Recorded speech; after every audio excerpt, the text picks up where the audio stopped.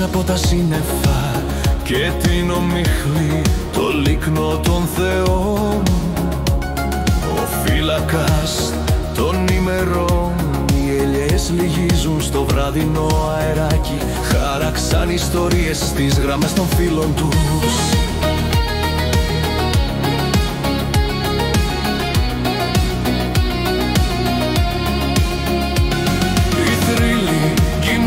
Εκεί που λυγίζει το φως του ήλιου, περιμένοντας, καλώντας, η ιστορία δεν τελειώνει ποτέ.